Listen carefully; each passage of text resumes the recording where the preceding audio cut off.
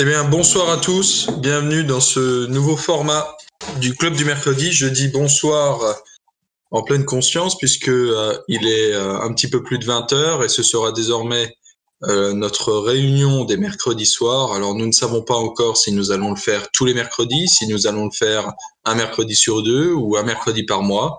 Ce n'est pas certain. Dans tous les cas, nous tenons à régulièrement nous réunir sur Discord, puisque le Club du mercredi a dorénavant un Discord. Nous avons franchi l'étape Twitter, nous avons franchi l'étape Tipeee.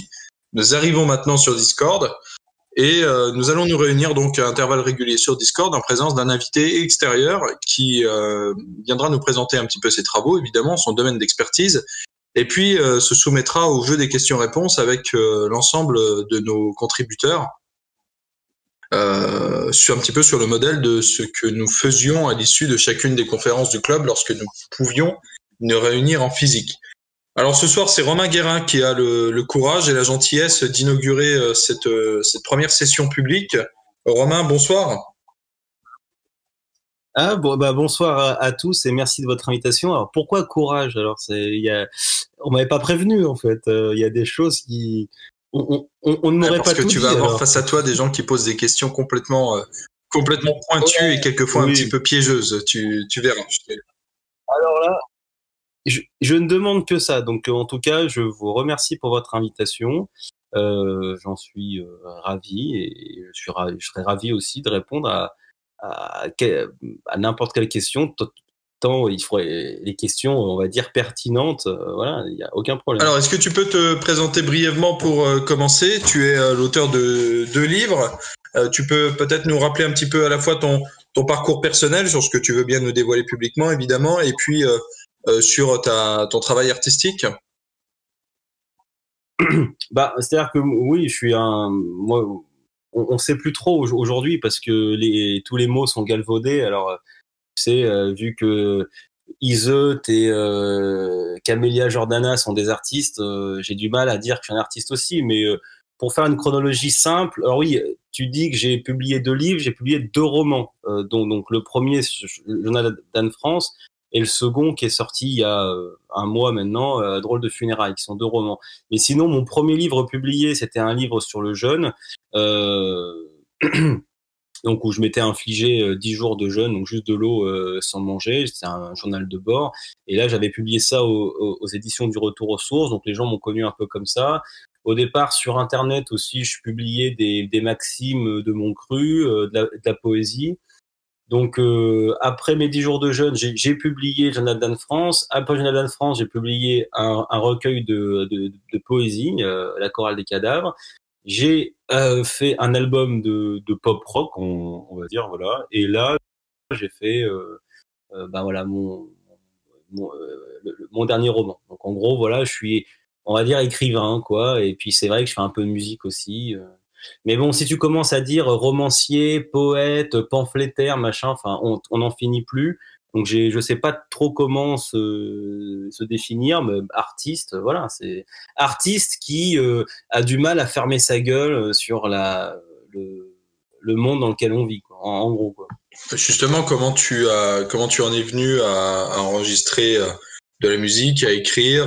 Qu'est-ce qui a fait naître chez toi cette vocation?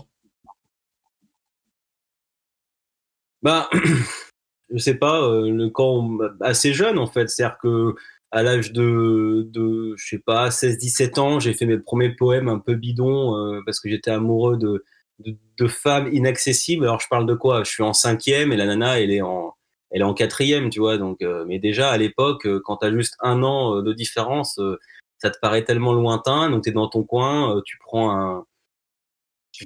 prends un dictionnaire et t'essayes de faire un poème bidon que tu vas essayer et tu sais même pas parce que là c'est une sorte d'odyssée, tu vois, à l'échelle d'un collégien, tu vois. Tu dis est-ce que je vais réussir à lui donner? Après il y a eu peut-être mon intérêt pour la musique, j'en ai beaucoup écouté, j'ai commencé la guitare, j'ai eu plusieurs groupes.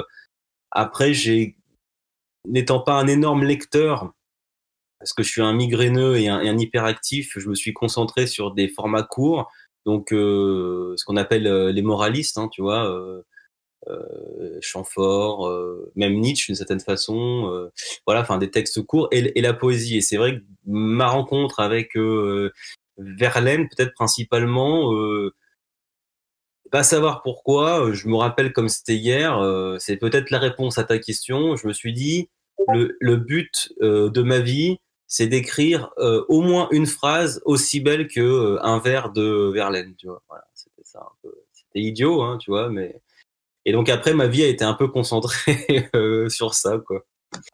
On te connaît comme positionné politiquement à droite. Comment tu as réussi à articuler ta vie artistique, ta vocation artistique et ton positionnement politique? Bah, en fait, c'est marrant parce que je vous disais ça un peu en antenne aujourd'hui là pour une émission que je fais avec Conversano là sur sa chaîne privée. Je suis en plein dans Pierre Drieux La Rochelle et lui c'est pareil. Bon, on n'est pas du tout sociologiquement et même psychologiquement de la même crèmerie, mais par contre idéologiquement sur quelqu'un qui s'est un peu cherché parce qu'en fait il avait toujours cette volonté un peu de hiérarchie et en même temps de justice sociale. Donc c'est pour ça il avait par exemple, la plupart de ses amis étaient à gauche et pourtant c'était quelqu'un qui passe aujourd'hui pour fasciste. Le problème des clubs, des partis, des idéologies. Non, moi en fait ce qui s'est passé c'est que ça va paraître dingue à ceux qui vont nous écouter, mais jusqu'à là je crois de 25-26 ans, j'avais ni la télé, ni la radio, ni Internet, quoi. Donc, je me suis fait, vu que j'étais à l'époque, j'étais en, en fac de philo, j'ai fait ce qu'on appelait à une certaine époque mes humanités. C'est-à-dire que j'ai lu tous les grands philosophes de la Renaissance, tous les grands philosophes romains, tous les grands philosophes grecs. Et, euh, et c'est un peu comme ça, même si j'avais été confronté évidemment au lycée avec des amis communistes qui avaient des parents syndicalistes ou militants, enfin militants politiques. Moi, bon, effectivement, je suivais un peu ça, mais après, pendant, on va dire, de l'âge de 20-25 ans, voilà, j'étais dans Cicéron, dans Platon, et quand j'ai rouvert un peu la télé, les seuls mecs que j'ai trouvé à peu près normaux, c'était Le Pen, Serge de Beketch et Bruno Gollnisch, en fait, voilà. Mais c'est un peu comme ça que ça s'est passé. Je me dis, mais en fait, c'est les seuls mecs qui me paraissent un peu droits, avoir un discours à peu près sensé. Et après, là, j'ai découvert, on va dire, à mon corps défendant, que j'étais d'extrême droite, en fait, quoi. Mais ça a été plus une découverte que finalement une recherche ou voilà. Et malgré moi, quand j'ai découvert ça, quoi. Au niveau de tes méthodes de production, comment tu écris, comment tu produis de la musique? Tu t'isoles, tu t'aménages. C'est un petit moment de conseil de productivité, mais c'est assez intéressant pour comprendre ta vocation artistique. Comment tu vis ça au quotidien? Hein, tu sais que il y a une étude qui a été faite qui dit que si tu prends un des plus grands auteurs, enfin les plus grands auteurs mondiaux, en fait, si tu étales leur production littéraire sur l'ensemble de leur vie, il semblerait que ils aient l'équivalent de l'écriture de l'équivalent d'une ligne et demie, deux lignes par jour en fait, par rapport à leurs romans, par rapport à leurs recueils de poèmes, par rapport à leurs essais philosophiques. Si tu étales tout vraiment sur leur vie, comment tu fais toi? Tu fonctionnes comme ça par petites touches quotidiennes ou alors tu t'isoles, tu te fixes une limite, comment tu conçois ton activité artistique comme ça?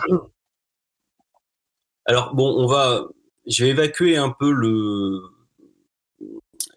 par rapport à la musique parce qu'elle est plus tellement d'actualité. Si évidemment je pouvais vivre de mon art, je pense que je reprendrais ma guitare. Récemment, par exemple, justement, on a fait avec mon ami Christophe BZH, qui a sorti son second album. Il m'a fait participer, donc on a fait une chanson ensemble qui est quasiment 15 000 vues et que je pense de très bonne facture. Bon bah là, c'est lui qui m'a demandé, voilà, là on parle des paroles, par exemple, qui est assez différent finalement de la mélodie elle-même ou de la création, quoi, de la structure de la chanson. Mais en gros, il m'a dit, voilà, toi, tu écris-moi le texte de tes parties on va dire, de couplets. Je me suis isolé chez lui 1 heure, 2 heures. Bon, je lui ai écrit. Après, sur la musique elle-même, je vais le dire rapidement parce qu'elle est plus trop d'actualité. J'ai vécu pendant 10 ans dans le centre-ville de Mâcon. Donc moi, je vais avoir 37 ans. Hein, donc il faut savoir qu'il y a 20 ans, Mâcon, il y avait un kebab et demi, il y avait pas de bar à chicha, il y avait à peine 2-3 Turcs.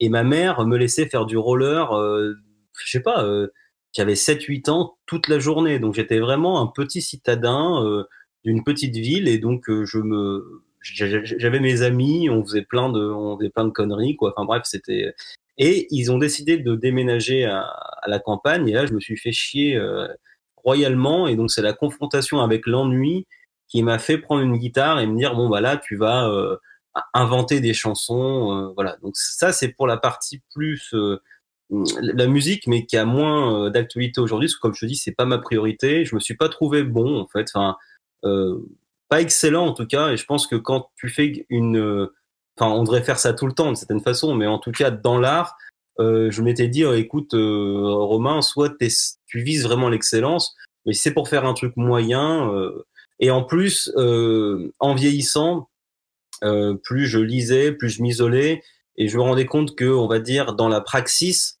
j'avais plus une praxis d'écrivain que de troubadour, c'est-à-dire je l'ai fait, hein, j'ai fait des concerts le soir, etc. Mais jamais été quelqu'un qui a aimé le monde de la nuit. C'était, j'étais poussé par ça, par la libido, hein, pour trouver une femme, hein, mais enfin ou du sexe. Mais en tout cas, c'était pas pour apprécier ce milieu que j'ai toujours détesté. Et donc en vieillissant, déjà je me suis trouvé meilleur dans l'écriture et en plus je préférais le soir m'isoler dans ma chambre et écouter des chants grégoriens et écrire. Après, sur ma technique, entre guillemets, elle-même d'écriture, je pense, alors je sais pas, je pense que je suis pas seul dans ce cas-là, mais c'est vrai il y a toujours une image d'Épinal tu sais, Après, je pense qu'il y a autant d'écrivains que de boulangers, d'électriciens. Il y a différentes techniques. Moi, la lecture est une souffrance, l'écriture est une souffrance encore plus grande. Et je suis pas du tout dans cette caricature de l'écrivain, avoir son petit carnet, à noircir des pages. Non, je vais à l'essentiel. Le truc, c'est que je ne sais pas pourquoi, il y a une forme d'urgence ou de nécessité en moi qui me dit, Romain, il faut que tu essayes de faire des belles phrases, essaye de te faire du beau, quoi. Et c'est un peu comme ça que je fonctionne. Donc, et moi, ce qu'il me faut, idéalement, c'est m'isoler 2-3 mois. Enfin, Anne-France, par exemple, je l'ai écrit en 2 mois. Drôle de funérailles, je l'ai écrit en 3 mois. Pour la structure, après, je les ai corrigés un petit peu. J'ai besoin de ça. Voilà. Donc, certains, par exemple, arrivent ils rentrent du boulot, ils écrivent 3 phrases, ils écrivent un paragraphe un mois après. Moi, j'ai du mal. Il faut vraiment que je me plonge dedans. Et voilà, non, l'écriture est une réelle souffrance. Je sais pas pourquoi je le fais, mais donc pour répondre à ta question, voilà, moi c'est dès que je sens quelque chose, dès que je me dis que dans ma vie, ce qui est compliqué, parce que maintenant voilà, je suis, on va dire, un prolétaire au sens où je fais des boulots alimentaires, donc c'est compliqué des fois d'avoir des fenêtres de tir de 2-3 mois, et puis il suffit pas de l'avoir. Des fois, t'as pas d'idée, quand t'as pas l'envie. Mais c'est voilà. En gros, voilà, c'est comme ça que je fonctionne. Merci pour ta réponse. On va passer aux questions des membres du club. Et on va commencer pour faire lien logique avec ta réponse à l'instant. Par Julien, qui avait une question sur ta méthode également, et de savoir dans quelle mesure tu étais autodidacte dans ton travail. Julien, tu remets ton micro ? Oui, c'est bon. Oui, alors c'était une question un peu simple, hein, parce que, comment dire, pendant longtemps, l'académisme, que ce soit en musique ou en lettres, je dirais, c'est quelque chose qu'on aurait plutôt, comment dire, appelé de droite, quoi. C'est-à-dire la rigueur, les codes, etc. Et toute une frange de la création artistique a été basculée dans le camp progressiste finalement, puisqu'il fallait que les gens échevelés, hippies, etc. soient les créateurs. Donc aujourd'hui, j'ai l'impression qu'on est dans un mouvement inverse, quoi. C'est-à-dire que on peut plus vraiment avoir de rapport facile avec l'académisme quand on a des instincts créateurs, quand on a de la pulsion créatrice, et du coup on est cantonné finalement au fait d'être un autodidacte, quoi. Toi, comment est-ce que tu te perçois par rapport à ce qu'on va appeler l'académisme, que ce soit bon, en musique, je pense pas que tu aies spécialement envie d'en parler puisque c'est pas forcément le fond du sujet, mais par rapport à ce qu'on peut enseigner en lettres à l'université, tu as fait des études de philosophie, comment est-ce que tu te positionnes par rapport à ça? Alors, je vois ce que tu veux dire, mais je pense qu'en fait, il y a différents plans en fait dans ta question. C'est-à-dire qu'il y a un plan plus, on va dire, au niveau de la poésie, comme Aristote le disait, c'est de la création elle-même.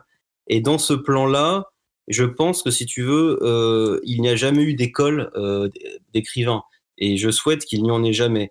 Le gauchisme, j'en avais parlé un jour quand on avait fait une émission avec le Raptor et Papacito, ils l'ont enlevé, pourtant c'était une très bonne émission. On parlait justement de l'université et on voyait qu'aujourd'hui, l'université arrive à te faire des masters spécialité clown, en fait, si tu veux, ou des licences de cracheur de feu. Bon, moi je pense qu'il y a des choses quoi dans la vie comme l'art qui si tu veux, ne peuvent pas être intégrés par justement ce que tu sembles appeler l'académisme. Donc ça, c'est mon point de vue. Je pense que de toute façon, tous les grands écrivains, en écriture surtout, parce qu'après, justement, on va parler peut-être d'autres choses, les beaux-arts. Et là, je vais répondre au second plan quoi, de ta question. Mais en tout cas, l'écriture,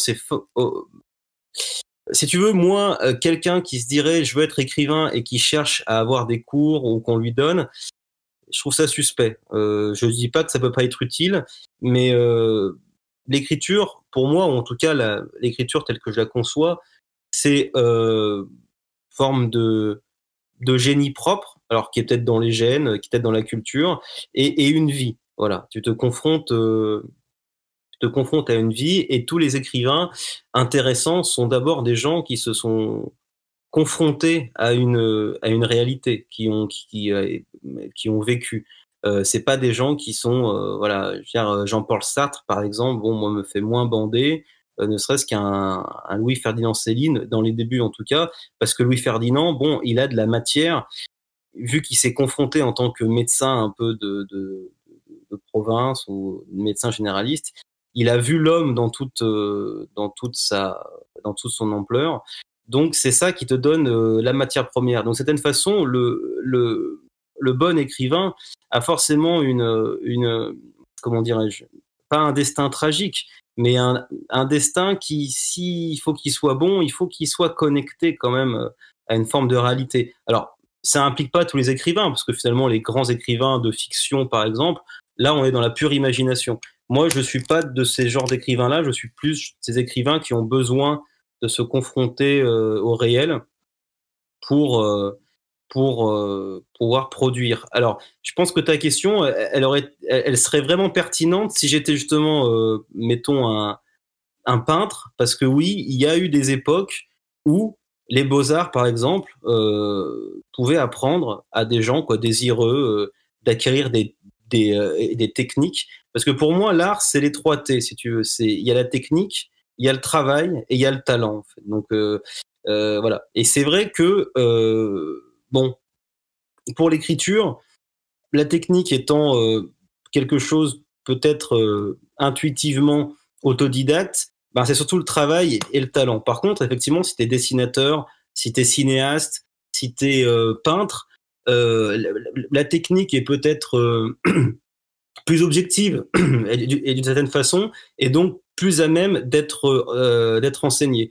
Et donc, pour aller dans je pense qu'il me concerne moins, mais aller dans ton autre question, finalement, l'académiste aujourd'hui, pour avoir, je parlais d'Alban Guimois, qui est un ami, qui est un des plus grands dessinateurs, peintres, artistes de mon avis actuel. Hein. C'est quelqu'un qui a 50 ans, qui a vraiment une œuvre et qui a un univers. Lui, il est passé par là, ça lui a rien appris, parce qu'aujourd'hui, toi, tu es un peintre, tu as dans ta tête Édouard de Taille, Léonard de Vinci, puis en fait, tu fais les beaux-arts. puis on t'apprend à faire je sais même plus comment ça s'appelle, des événements, quoi. Genre, en gros, tu mets 1000 paires de chaussures usagées et une bagnole cramée, des installations, voilà. Tu fais des installations. Donc, il y a plus, si tu veux, cette rigueur, voilà, cette rigueur et cet enseignement qui a fait la grandeur de certains de nos artistes, en sachant que certains s'en sont passés aussi. Alors voilà, je sais pas si j'ai répondu à ta question ou pas, mais j'ai essayé de le faire. Ouais. Alors en fait, moi la question que je voulais vraiment avoir, enfin ce que je voulais savoir, c'était toi quel était ton processus en fait par rapport à la création. Qu'est-ce que c'était pour toi vraiment de te positionner en tant qu'autodidacte, parce que tu nous avais fait une présentation un peu générale, enfin une réponse générale qui était intéressante, mais j'aimerais avoir le complément en fait. Toi, quelle est vraiment ta manière d'accoucher en fait d'une production littéraire? Alors voilà, pour faire une correspondance que Baudelaire aime bien faire, c'est le sculpteur, c'est-à-dire que je crois que j'ai déjà parlé, c'est que je suis pas du tout sur l'image d'Épinal de l'écrivain un peu. Il y en a comme ça hyper productifs, et des fois trop. C'est-à-dire qu'il y a des gens, des fois ils font 20 romans et finalement il y en a un et demi qui sont bons.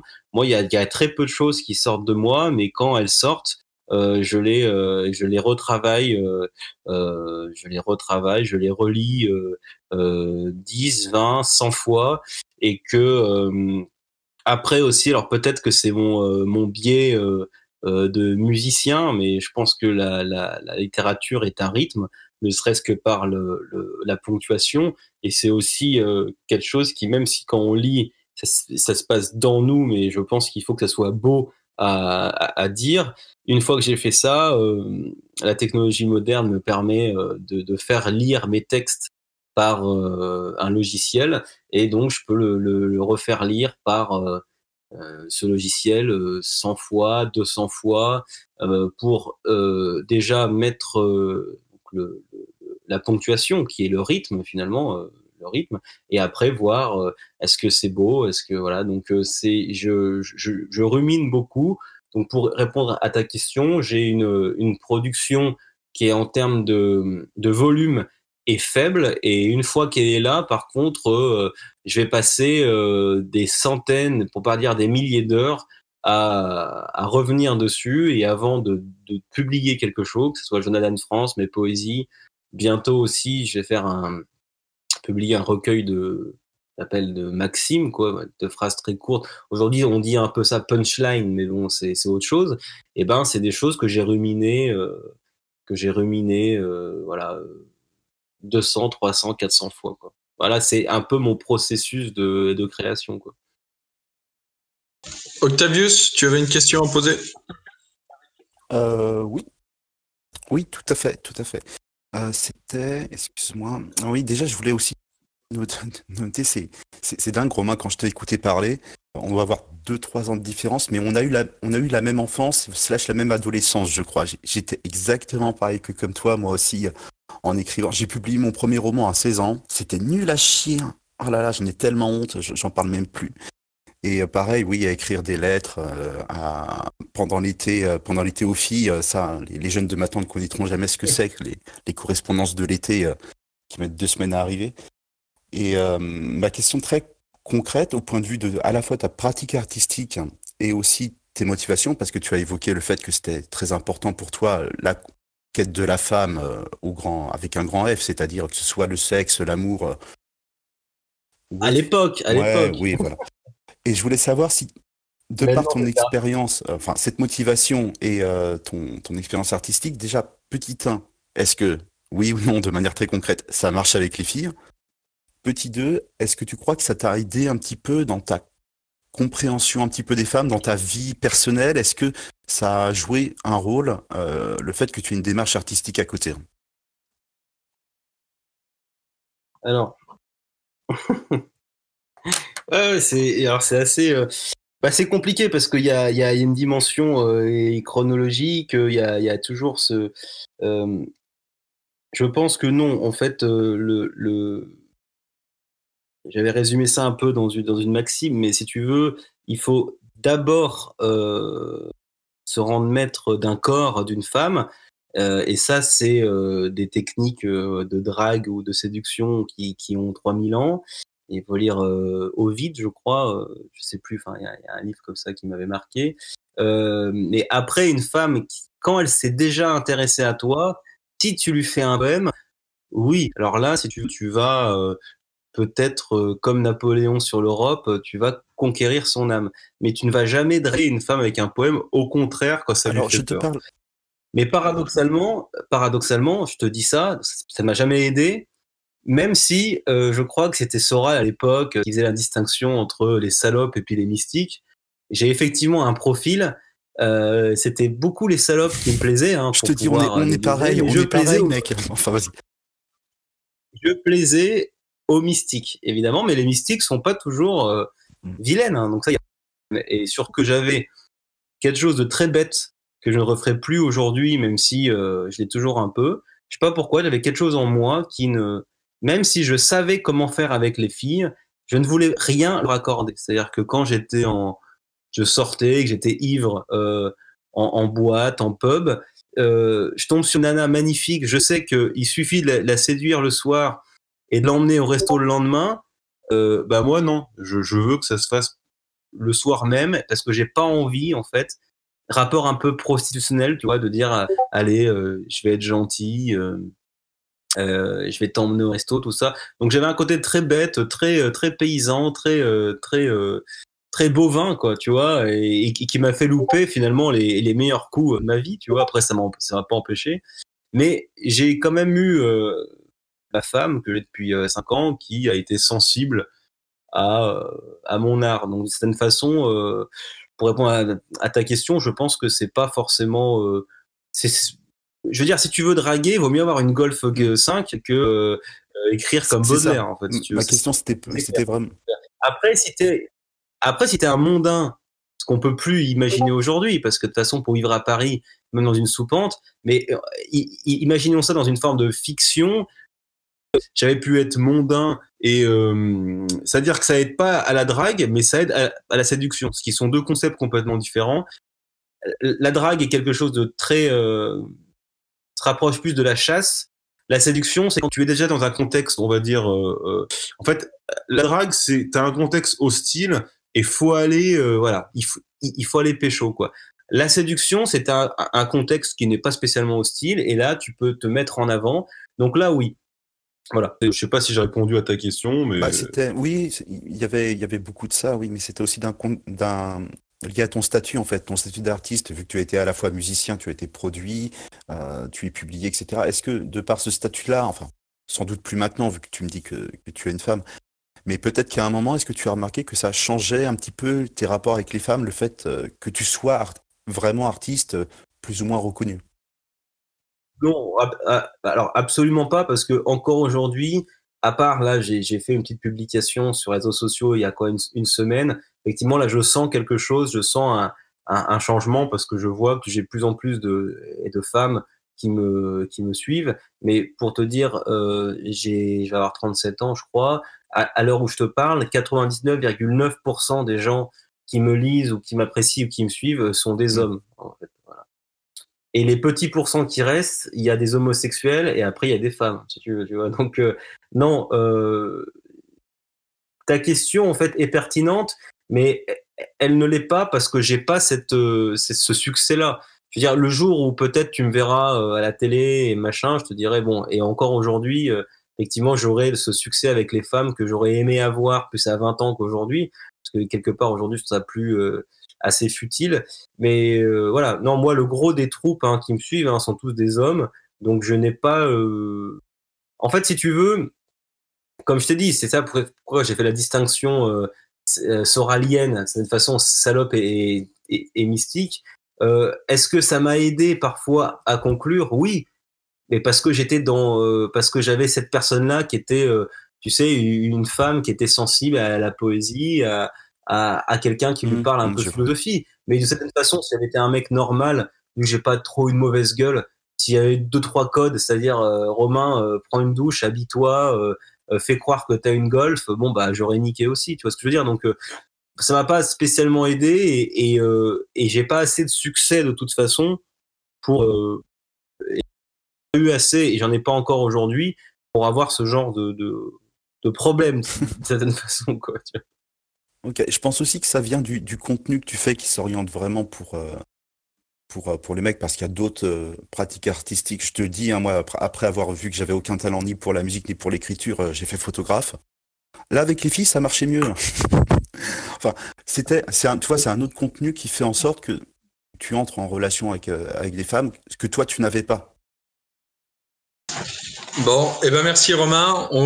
Philou, tu as une question également. Merci Octavius pour tes questions.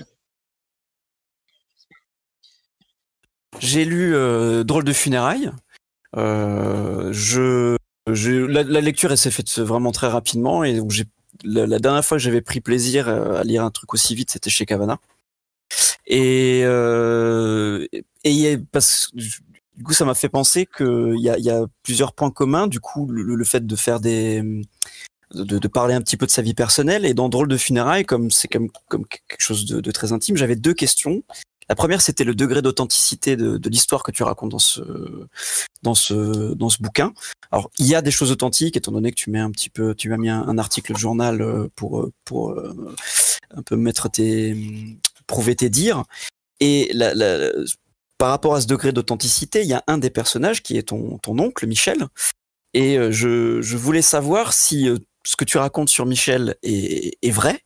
Notamment l'histoire du fait qu'il vient en kilt parce qu'il s'est fait circoncire, parce qu'il voulait avoir du plaisir sexuel décuplé. Je voulais savoir si c'était vrai, et si c'est vrai, tu as là donc un véritable spécimen d'étude, et du coup tu pourrais peut-être nous donner ta propre définition personnelle et complète du baby boomer. Ah ouais, une ou deux questions en réponse. Est-ce que tu avais lu Anne France avant ou pas? Non. D'accord, donc toi, tu découvres comme ça. Bon, très bien. Oui. La deuxième question, c'est est-ce que c'est important ou pas que ça soit vrai? Je dirais comme Cavana, non. C'est pas important que ça soit vrai. Mais bon, Non, mais disons que effectivement. Pour Michel, pour moi, c'est important dans le sens où j'ai trouvé ça incroyable. Parce que après, justement, pour rebondir sur certaines questions, tu me dis, est-ce que tu n'aurais pas ta définition, ta vision du baby boomer, mais est-ce que je l'ai pas donné en fait, quoi. Ah oui, justement, c'est ça. Voilà. Alors, effectivement, bon, ça me permet de, quand j'ai fait ce livre, sans que ta question, l'intérêt et en même temps le problème de ta question, c'est qu'elle est pertinente, mais en même temps, elle est extrêmement vaste, quoi. Parce qu'effectivement, Romain, est-ce que c'est vrai? Et quand j'ai écrit ce livre et je savais les questions qu'on allait me poser, je vois qu'effectivement, quand les gens sont très très curieux de savoir, alors ce qui est en même temps compréhensible, et des fois un peu, on se dit bon, pourquoi en fait? Est-ce que s'ils ont apprécié le livre, à la limite, peu importe, parce que c'est comme Anne France, si tu veux, c'est pour ça que je t'ai posé la question sur Anne France. Anne France est une fiction, mais il y a rien de plus vrai que ce que j'écris dedans. Bon là, quelque part, que ce soit vrai ou pas, mais oui, alors oui, j'avais, si tu veux, deux façons de voir. Et en fait, c'était gérer la promotion. C'est est-ce que je dis que ce livre est vraiment vrai? Auquel cas, on dit bon bah Romain, voilà, était confronté à ça. C'est vraiment quoi sa famille, etc. Ou est-ce que je dis que c'est une pure fiction? Et à ce moment-là, on dit bah tiens, Romain, il a de l'imagination, c'est sympa, il a mis des personnages. Il a confronté quoi des personnages. Le problème, c'est que si je disais ça, ce qui n'était pas la vérité, et d'ailleurs je n'aime pas dire de mensonges, au niveau de la promotion, ça me posait beaucoup de problèmes. Évidemment, je pouvais pas trop en parler. Donc effectivement, tout est vrai en fait dans ce livre, à quelques nuances près, on va dire à 0,1%. Les seules choses qui ne sont pas vraies, quand elles sont vraies, c'est que elles se sont pas passées au même moment, mais elles sont vraies. C'est-à-dire que pour revenir à ta question, le kilt et le prépuce, c'est vrai, mais ça s'est pas passé à ce moment-là. Et les seules choses qui ne sont pas tout à fait vraies, ce sont des exagérations ou des additions de ma part quand je me suis rendu compte à la relecture du livre que ce livre était universel. C'est-à-dire que évidemment, il s'agissait pas d'écrire les funérailles de Colette. D'ailleurs, c'est très drôle parce que c'est l'anniversaire de Colette aujourd'hui. Donc, je ne sais pas si vous avez fait exprès, mais elle était née le 3 mars. Enfin bref. Drôle de funérailles, effectivement, est vrai. Mais quand je l'ai écrit, je me suis aperçu que c'était universel sur différents points.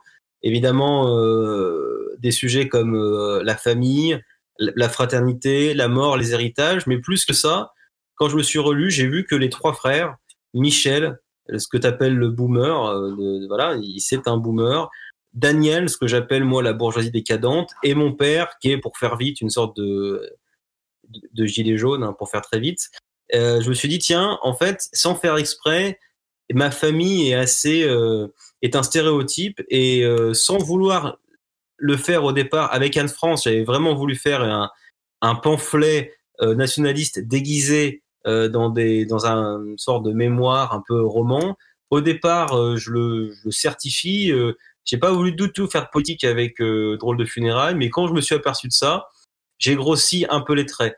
Donc j'ai pu rajouter ou grossir, mais c'est très marginal. Donc voilà, je pense que j'ai répondu à ta question, et ce qui n'est pas très valorisant pour moi, parce que d'avoir une famille aussi pourrave, comme on disait au lycée, ça craint, en fait, si tu veux.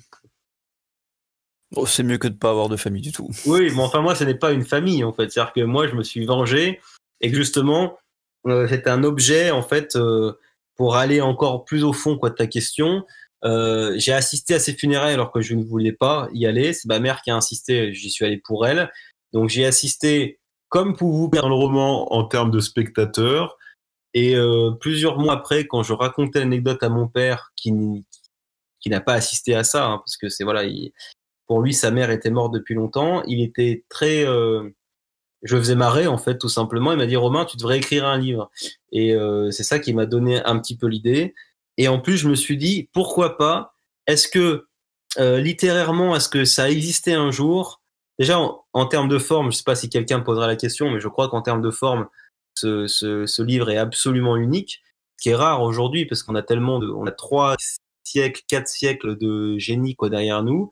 Mais est-ce qu'un jour quelqu'un a décidé de faire un livre, une sorte de vengeance littéraire? C'était un peu le cas. Je me suis dit, ma famille est tellement pourrie que moi, je vais essayer de prendre tout ça par le haut. Et si jamais ce livre va récupérer, que Dadounet, hein, le fameux Dadounet du livre, nous a piqué en fait. Voilà. Julien, tu avais quelques questions à poser, Julien V. Ouais, merci Maxime de me donner la parole. Vous avez répondu à pas mal de choses. Je voulais déjà poser à Romain. Déjà, bonsoir Romain. Je sais pas si tu m'entends bien. Ah, bonsoir. Bah si, je t'entends. Super. Mais j'aimerais rebondir sur ce que tu disais en réponse à Octavius sur ton audience qui était à 99% masculine. Ce qui est quand même une anormalité parce que 80% normalement des lecteurs de romans, ce sont des femmes. Et après, c'est peut-être un gage de qualité puisque 80% des lecteurs des essais sont des hommes. Oh, le misogyne, putain. Le misogyne, un gage de qualité.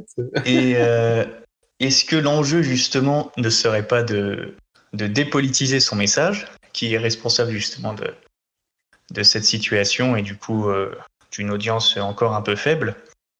Moi, j'ai reçu ton livre il y a quelques jours, donc je n'ai pas encore pu bien le lire. Mais je l'ai ouvert tout à l'heure avec ma petite amie et on a lu quelques mots et elle m'a fait une phrase qui m'a donné à réfléchir puisque elle a dit que c'est sublime, mais c'est dommage que ce soit politisé. Et en fait, elle a tiqué sur le mot gauchiste et tout de suite, ça a eu une réaction épidermique, un braquage, tu vois, un braquage instinctif où elle s'est dit bon c'est sûrement un peu intéressant puisque c'est politique.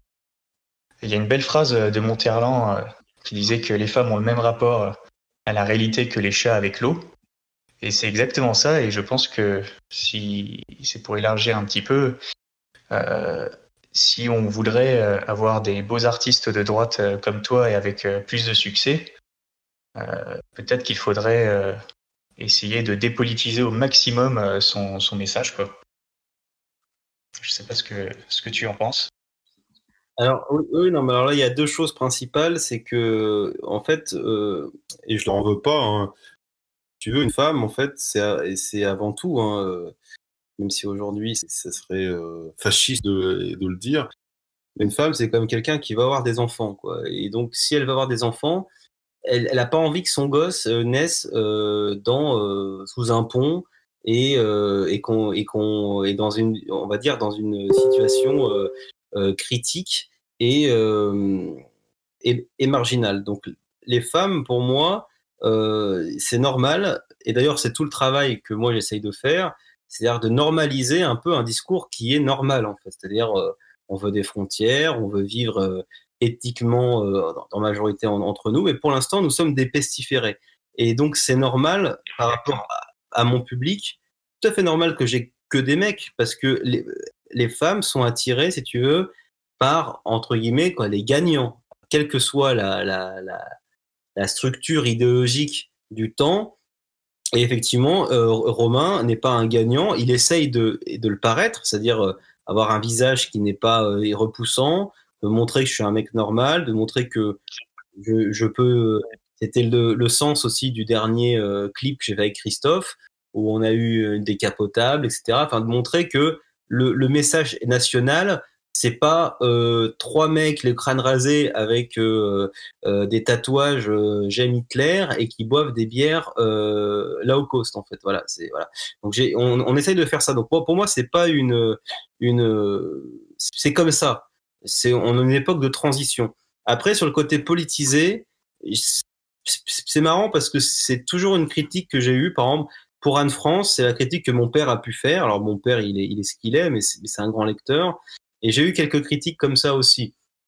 En sachant qu'aujourd'hui, je crois que j'avais évoqué un peu en début de notre entretien, je vois mal comment, moi aujourd'hui, je méprise les gens qui ne voient pas l'éléphant dans le couloir, en fait. C'est-à-dire que je pense qu'il y a des périodes, et d'ailleurs, c'est pour ça que je me bats aussi, c'est-à-dire que je me bats pour la civilisation, je me bats pour qu'il y ait des écrivains, des peintres qui peuvent faire du beau dans une forme quoi d'insouciance. Je pense qu'aujourd'hui, après aussi c'est mon côté aussi.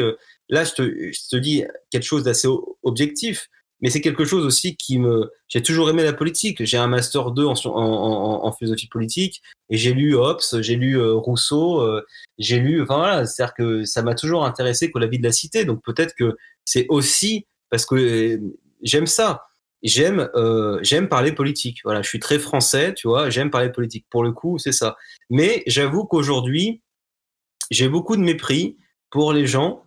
Alors, il s'agit pas de parler que de politique. Pour ceux qui me connaissent, quand tu écoutes mon album Fugue, c'est un truc qui est écoutable tout le temps. Mes poésies sont valables tout le temps. Mais j'avoue que moi, j'arrive pas à écrire un roman de 200 pages sans parler du fait que on est envahi en fait, tu veux quoi. C'est un truc qui me paraît incroyable. Donc effectivement, et tu l'as bien dit, ça a priori de facto ça me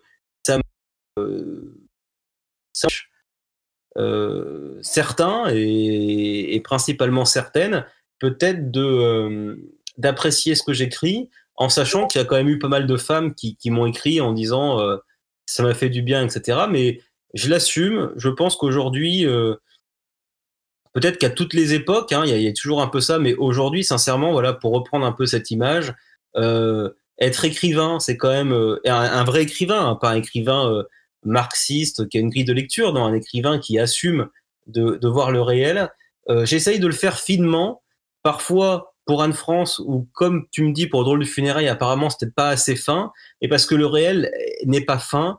Et aujourd'hui, je pense qu'au contraire, vu, si tu veux, la gravité de ce qui se passe, je pense que pour te prendre à contre-pied, Anne France et Drôle de funérailles sont encore très gentils, tu vois. Parce que si Romain Guérin décidait, et ce que j'ai fait dans différents articles, que j'ai fait aussi pendant le confinement, j'ai commencé forme, j'ai écrit quelque chose qui est plus proche en fait des pamphlets de Céline que des livres de Marc Lévy. Sincèrement, vu l'importance, l'éminence de ce qui se passe en France, moi je trouve qu'au contraire, Anne France et Drôle de funérailles sont très digestes en fait. D'accord. Merci pour ta réponse, Romain. J'avais dans le même esprit une deuxième question. Est-ce que justement dans cet esprit d'ouvrir, d'élargir l'audience, est-ce que tu as pensé à passer par un éditeur conventionnel qui va te faire justement une communication classique d'écrivain à succès, aussi pour justement avoir plus d'impact dans la population et tout en passant sous les radars? Est-ce que tu avais pensé à cette stratégie? Alors, c'est pareil, ça c'est une question, comme je dis tout à l'heure, très pertinente, mais en même temps, on pourrait en parler pendant des heures. Alors, mettons le côté idéologique de côté. C'est-à-dire que mettons que je sois un écrivain gauchiste avec un peu de qualité. Déjà, il faut comprendre que j'aime à répéter cette phrase qui n'est pas vraie, mais qui permet de comprendre le problème. En France, il y a plus d'écrivains que de lecteurs. C'est-à-dire qu'on est vraiment un pays où et une fois de plus, en dehors de toute forme d'idéologie, les maisons d'édition ils sont en mesure d'apporter ce que tu viens de dire, c'est-à-dire de faire de la propagande, de te faire connaître. Ils doivent recevoir, si tu veux, 20 ou 30 manuscrits par jour, en fait. Donc déjà, là, il y a un problème technique, en fait. C'est-à-dire que si tu n'es pas à Paris, si tu ne connais pas, si t'es pas allé à la bar mitzvah de Bidule, si tu ne connais pas les gens qu'il faut connaître, à part miracle, ton manuscrit finit à la poubelle. Moi, en plus, il y a deux choses au niveau de l'idéologie. Il y a les idées, mais encore plus au niveau de la forme. C'est-à-dire qu'il faut savoir qu'aujourd'hui, on est tellement, si tu veux, dans une forme enfin, l'idéologie gauchiste, si tu veux, c'est même insinué dans le style. Si tu veux, c'est que si même demain, je faisais une prose ou des poèmes gauchistes, mais par exemple un poème écrit en alexandrin, je serais déjà suspect. C'est-à-dire qu'en fait, l'idéologie, elle est pas juste dans les idées, elle est aussi dans la forme. Or, moi, j'ai décidé, au départ, avant de mettre des idées en avant, de revenir à une forme. C'est-à-dire que de faire des vraies phrases, de faire des paragraphes, et dans ma poésie, de faire de la vraie poésie. Donc, de toute façon, même si j'étais gauchiste, ne serait-ce que par la forme, je serais suspect. C'est-à-dire que, tu sais, dans les années 70, je sais plus qui a dit ça, le mec disait la langue est fasciste, c'est-à-dire que l'orthographe est fasciste, la phrase est fasciste, tout est fasciste aujourd'hui.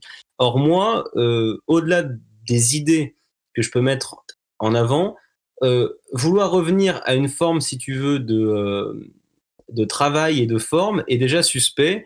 Et je te le dis parce que j'ai eu, évidemment, au départ, j'étais un peu, sans être naïf, j'ai voulu me confronter justement à cette réalité éditoriale.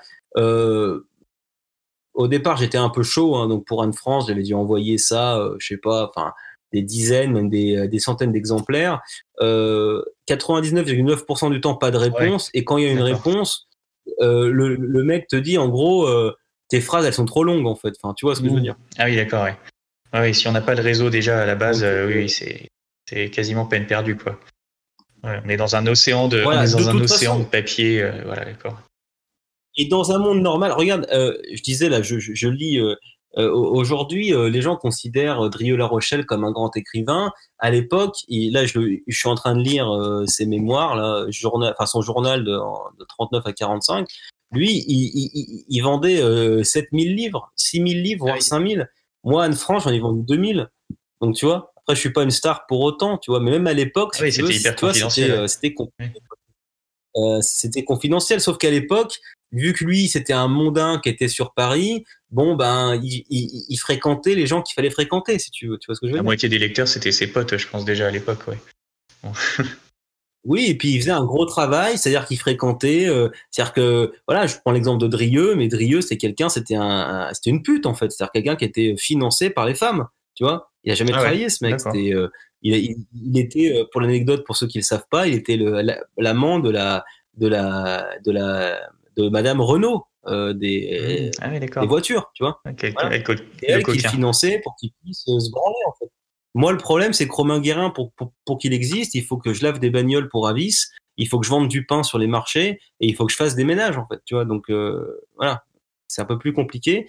Et ce qui fait aussi que peut-être que j'ai pas la production que je devrais avoir, même si moi, j'estime que, à part citer, Balzac ou Victor Hugo, très sincèrement, à part ces gens-là, 99,9% des écrivains ont trop écrit, Ouais. quoi. C'est-à-dire ils ont écrit des choses qui n'avaient pas à être écrites, en fait. Voilà, je sais pas si j'ai répondu à la Merci, question, mais c'est top. Ouais. Merci, merci pour ton développement, Romain. Je pense que je vais repasser ouais, la merci parole à à toi. Maxime. Merci Julien, merci Romain. Parole à Steven dorénavant. Alors moi, pour rebondir juste sur ce que tu viens de dire, effectivement, hein, je pense que tu as compris mieux que beaucoup de monde le fait qu'il y a des filtres qui sont mis en place aujourd'hui idéologiques euh, qui, euh, qui interceptent même une forme trop droite. En fait. Donc, peu importe les déguisements que tu pourrais mettre, de toute façon, tu es identifié et tu le sauras très rapidement quoi, comme étant dangereux et sulfureux. Donc ça, je crois que tu as une petite expérience à l'université aussi. Donc je pense que tu t'es familier de ça et t'es pas naïf, quoi. Du coup, ça fera l'objet de ma deuxième question. Et pour ma première question, je vais revenir sur le, sur tes deux ouvrages. Donc moi, j'avais lu, hein. Donc je suis un guériniste de la première heure. Ah, dis-le, putain, dis-le, merde, quoi. Bah, moi, je t'ai connu, je sais pas, je me rappelle. Je crois que quand t'es passé chez Tepa, pour le jeune, je te Ouais. connaissais déjà des vidéos sur les tracts pour Mélenchon, ou je sais pas quoi, sur. Ah, putain, ouais. Ah, ouais. Donc voilà, Ah, ouais.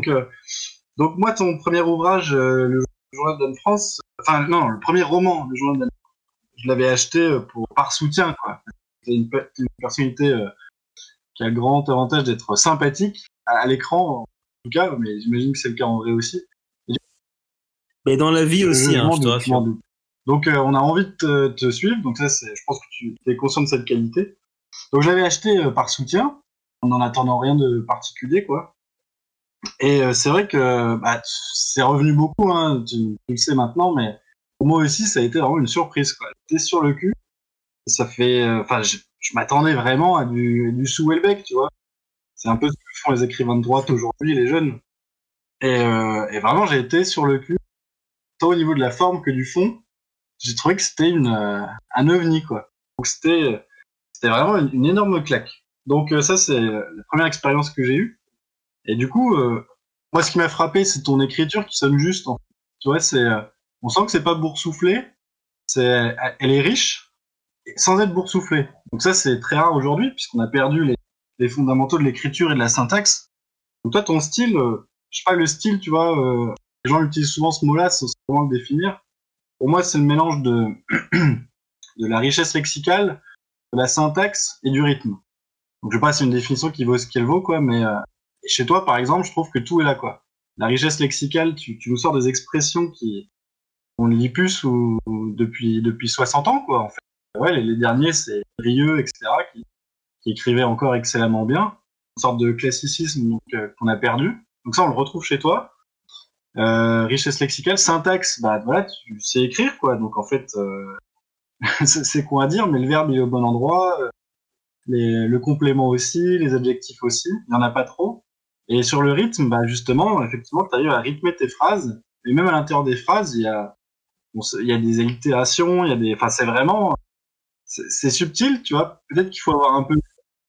Alors là que j'ai un lecteur de grande qualité, en fait. Là, tu me dévoiles, Enfin, en fait. vraiment, enfin, effectivement, je suis même pas sûr que tout électeur qui a apprécié se rende compte du j'imagine. Ah non, moi je te le dis, non. Non, non, mais c'est pour ça que je te le dis, ça me fait plaisir que tu me le dises parce que si tu veux, je suis, je me compare toujours à une sorte de millefeuille et quand je suis confronté par exemple à quelqu'un comme toi, je me dis, ah putain, ça fait plaisir parce que il voit tout ce que je mets dans mon art, donc ça me fait plaisir. Ouais, tout à fait. Bah, franchement, bravo, voilà, premièrement.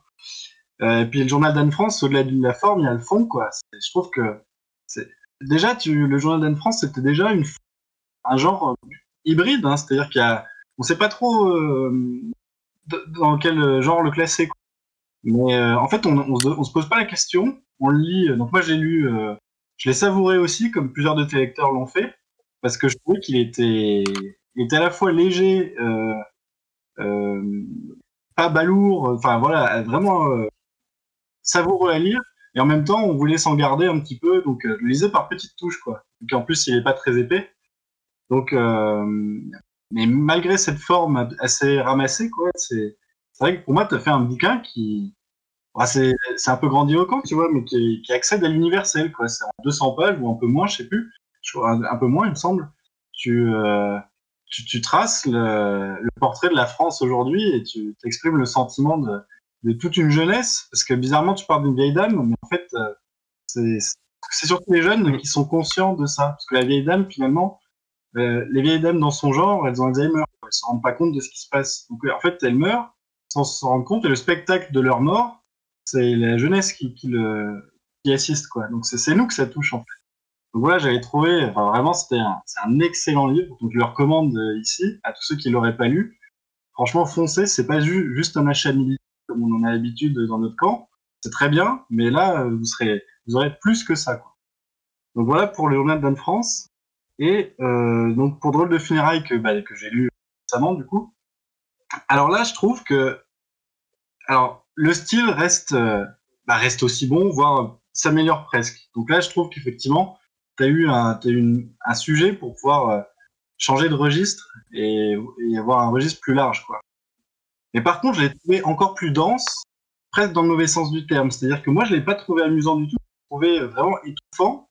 Mais ça, c'est pas forcément une critique, hein. C'est-à-dire que je pense que toi, tu connais ta famille. Et tu peux avoir du recul, tu vois, sur les scènes que tu décris. Pour un lecteur extérieur, c'est vraiment triste, quoi. Je sais pas si, je sais que d'autres lecteurs l'ont trouvé drôle. Moi, je l'ai trouvé beaucoup plus sombre que Anne France, tu vois. Anne France, finalement, il était tragique, mais il n'était pas sombre. Ouais, vraiment, je l'ai trouvé étouffant, quoi. Mais au-delà de ça, effectivement, il y a des portraits qui sont hilarants, mais c'est parce que, comme l'a dit Philou, hein, c'est vrai que l'oncle Michel, on en a tout ça, hein. Moi, l'oncle Gauthier, j'en ai un aussi, et même s'il n'est pas aussi excentrique que la description que tu en as faite, on voit tout de suite de quoi tu parles. Donc ça, c'est vrai que c'est très drôle. Et donc, c'est drôle intellectuellement, quoi. Mais l'affect général qui ressort de la lecture, moi, c'était sombre, en fait. Et je me suis demandé, en fait, à la fin du livre, si le sujet n'était pas trop, comment dire, si t'avais pas trop à dire pour le sujet qui t'a servi d'estrade, en fait, tu vois, de scène. Moi, j'ai l'impression que t'hésitais entre un roman proprement dit, une pièce de théâtre et, comment dire, presque un essai, finalement, tu vois, où tu aurais parlé à la première personne et tu faisais vraiment un exposé, en fait, de beaucoup de problèmes générationnels, etc., et politiques. Et du coup, je me suis demandé si, en fait, tu n'aurais pas eu intérêt à dissocier, en fait, la partie politique, un petit peu comme Julien te l'a fait remarquer, la partie politique et la partie pièce de théâtre. Et que pour le lecteur, tu vois, on aurait pu savourer doublement, parce que d'une part, on aurait eu la pièce de théâtre d'une part, donc drôlatique et avec des personnages grandiloquents, et puis d'autre part, après, on aurait pu, dans le deuxième ouvrage, avoir vraiment des aspects politiques plus approfondis. Parce que des fois, je suis resté sur ma faim, justement, tu commences une réflexion, une réflexion personnelle que tu exposes à ton frère, qui est dans le bouquin ton interlocuteur principal. Et tu vois, on est pris directement, tu vois, ça fait une demi-page, une page des fois, et on a envie d'aller au bout, et de t'entendre développer la fin. Et en fait, toi, t'es contraint par la forme que tu que tu as choisi. Et du coup, tu es obligé, enfin, moi j'ai le sentiment que tu es obligé à ce moment-là de retourner dans la description de la scène, alors qu'en fait, nous, on aurait attendu une page ou deux de plus sur l'opinion que tu étais en train de développer, quoi. Et à l'inverse, quand tu décris des scènes de toute cette histoire, des fois, je les trouve coupées par tes réflexions. Alors qu'en fait, on aurait envie d'avoir plus de détails, tu vois, sur la scène. Par exemple, c'est vrai que la forme que tu as choisie, c'est vraiment original. Donc, le fait de présenter tous les personnages au début, et ensuite de faire un mix entre une pièce de théâtre et un roman. Mais tu vois, j'aurais voulu voir certains personnages plus développés, en fait. Parce que, bon, il y a l'oncle Michel qu'on retiendra tous. Voilà, il y a quelques autres personnages qu'on retiendra bien. Puis il y en a beaucoup d'autres, finalement, on les aperçoit, tu vois, mais t'as pas suffisamment de place, j'ai l'impression, dans les 200 pages que tu t'es contraint à respecter pour les développer. Et voilà, donc c'est un peu le ressenti que j'ai eu. Bon, ça, je le recommande quand même à tout le monde, parce que ça reste du très bon. Mais si au niveau du style, c'est aussi bon que Anne-France, voire peut-être meilleur, j'avoue que j'ai été moins comblé, tu vois, par l'ensemble. Et du coup, moi, j'attends la suite, tu vois. Et je me demande si t'aurais pas... je sais que dans certains de tes lives, tu as dit que tu te contraignais à une forme ramassée, parce que aujourd'hui, les gens lisent moins ou avec moins d'attention. Mais je pense quand même que tu mériterais, maintenant en tout cas, que tu t'es essayé avec ces 2 premiers romans, tu mériterais une forme plus vaste, quoi. Peut-être un gros roman de 300 pages ou voire plus, et avec un genre plus affirmé, quoi. Tu vas trancher, dire là je fais un roman donc un roman de peu importe le genre, et tu t'y tiens plutôt qu'essayer de tout tenir en 200 pages, parce que c'est éprouvant à lire, quoi. Voilà, il y a pas chose, en fait. Donc voilà, je m'arrête là, mais si t'as des en fait, je sais pas trop quoi dire, parce qu'en fait, j'ai essayé de prendre des notes, mais en fait, il faudrait tu sais, comme on faisait au XXe siècle, c'est-à-dire aller au restaurant et puis on parlerait pendant 10 heures, en fait, parce que là, si tu veux, t'as invoqué un nombre de trucs. Alors, déjà, je suis vraiment, c'est aussi pour ça que je le fais, c'est-à-dire que j'ai moins besoin de succès que de considération, tu vois. C'est-à-dire que c'est vrai que quand on écrit, on se pose toujours la question, c'est pourquoi tu le fais, c'est pourquoi tu le publies. Moi, si tu veux, c'est vrai que c'est peut-être la différence entre l'orgueil et puis la vanité, quoi. C'est-à-dire que on a envie d'avoir ce genre de retour. Et là, bon, c'est pas pour tirer les pompes, mais si tu veux, t'as quasiment été exhaustif, quoi. C'est-à-dire que, je veux dire, tout ce que tu viens de dire là, pendant 2-3 minutes, c'est effectivement toutes des choses qui me traversent. Par exemple, quand tu disais Romain, j'ai été étonné parce que c'est vrai que moi, ce qu'il faut savoir, c'est que il y a certaines personnes qui pensent que je suis youtubeur, alors que je me suis mis à YouTube pour je vis avec mon temps, c'est-à-dire que j'essaye de faire ma propre promotion. Et souvent, j'ai eu ce retour-là. Je fais putain. Dernièrement, c'était Nomos TV, par exemple, des Québécois nationalistes qui sont excellents. Et mais j'en ai eu plein d'autres. Dire putain, allez.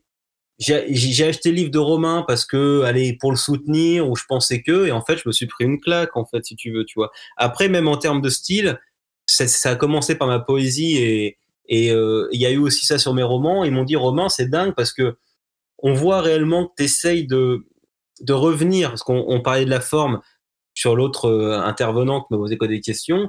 Moi, ça a été vraiment ça, parce que je me suis vraiment imbibé, si tu veux, parce que des fois, on me posait la question, Romain, est-ce que tu as lu un tel contemporain?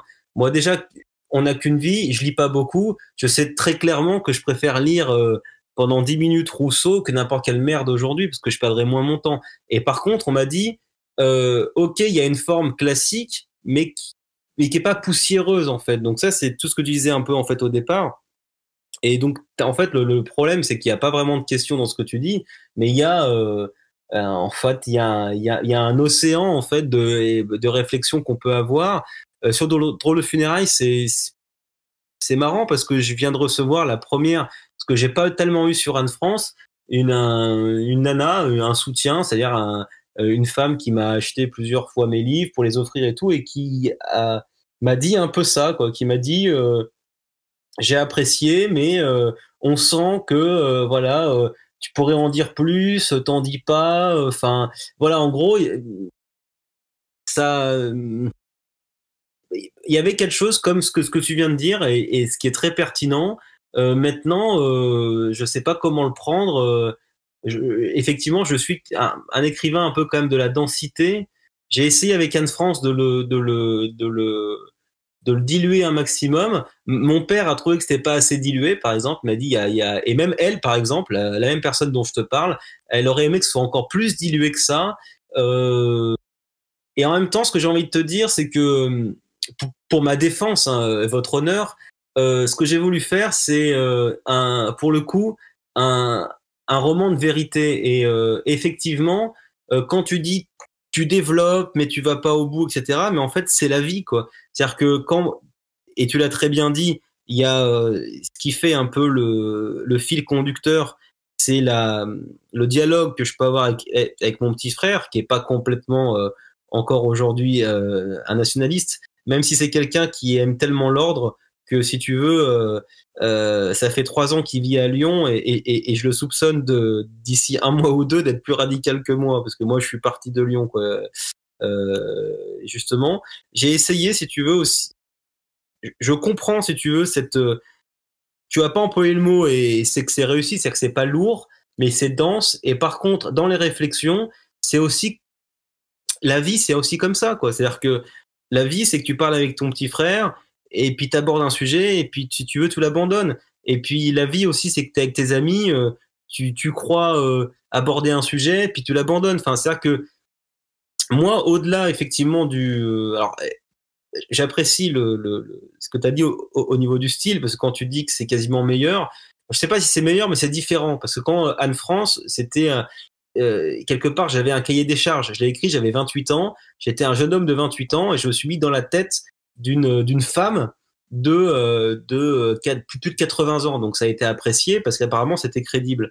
Mais par contre, c'est le premier livre, effectivement, roman en tout cas, pour ceux qui me connaissent dans mes directs ou dans les punchlines entre guillemets que je fais dans les réseaux sociaux, savent que je suis beaucoup plus rock'n'roll que ce que j'ai fait sur Anne France. Mais par contre, effectivement, mon style, alors merci de me le dire que c'est meilleur, parce que moi je pense qu'il est encore plus travaillé, parce qu'il est casse-gueule aussi, parce que j'emploie des mots familiers, etc. Et donc c'est pas facile.